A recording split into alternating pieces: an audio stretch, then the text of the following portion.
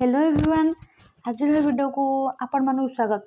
तो पिलाने आपण मानकर बर्तमान एग्जाम केतेक यूनिवर्सिटी बर्तमान सरीगला आउ केतेक यूनिवर्सिटी 5th सेमेस्टर चली केतेक आगू अच्छी। तो जो मानक तो सरीगला से भल कथा।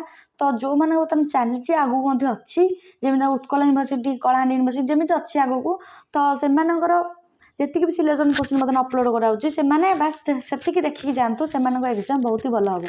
तो आम चैनल गोटे चैनल जो आपको साइंस सब अनर्सर सिलेक्शन क्वेश्चन मिल जाऊँगी आर्ट्स प्रोवाइड करा जाउची। तो आपण मैंने व्यस्त हतुनि सब सिलेक्शन क्वेश्चन अपलोड हो सब अलरेडी अपलोड सरी केते गुड़े आउ केते गुड़े केवल मैथ अच्छी खाली। तो सेटा भी अपलोड हो साइंस सब अनर्सर कंप्लीट हो प्ले लिस्ट करदेवी आपण मैंने से इजिली खोजी पारे।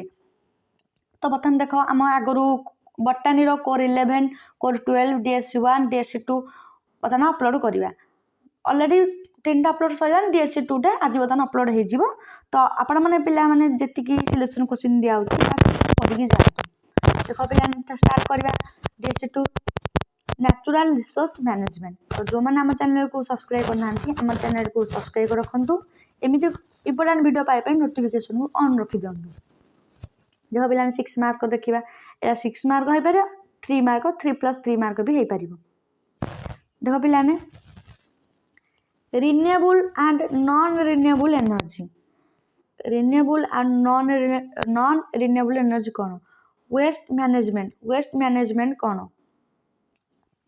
देन पे 3 number national biodiversity action plan national biodiversity action plan कौन तापर मैंने डिस्कसन करेंगे।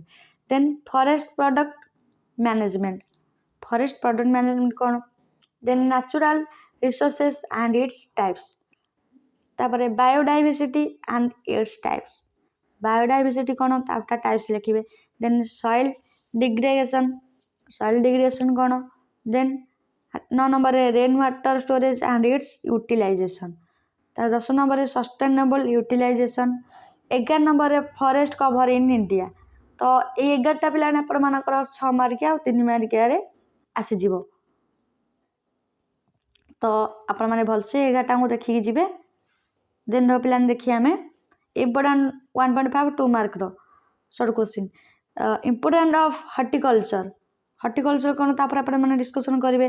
तापर ground water and its management ground water आउ मैनेजमेंट विषय लिखिए। 3 number river and its importance. Then आप 4 नंबर GIS कौन देखिए। 5 number national biodiversity action plan 6 number define ecology footprint तो सेटा कौन देखिए। 7 number what is EIA। Then 8 number देख 8 नंबर कौन दे पे पार्टिसिपेटरी रिसोर्स तापर आपण मन कौन the appraisal and its importance. Then 9 number significance of solar energy significance कौन आप लिखिए। तापर जियोथर्मल एनर्जी तापर आपण मानकर रहला what is resource accounting. Then आपण मानकर soil erosion and its causes. Then lakes विषय देछि तापर रेन वाटर स्टोरेज सिस्टम। तो आपण मानकर एति देइथिला ए 15टाक शॉर्ट क्वेश्चन। तो आपण माने भलसे टिके पढ़ी जी आपण माने एग्जाम बहुत हम बहुत हेल्पफुल कर सिलेक्शन क्वेश्चन तक। तो देखो पिलाने एग्जाम तो पाखे आसिले आपण मैंने पढ़ापढ़ी स्टार्ट कर दिंतु एबेठू ये सिलेक्शन क्वेश्चन दिया से पढ़ी जातु। आउ रहा टेलीग्राम चैनल नोट्स PDF सब अपडेट जानापी आम टेलीग्राम चैनल आपण मैंने जॉइन हो जातु। यही सिलेक्शन क्वेश्चन PDF आपण मानक सेठारे ही मिल जाव।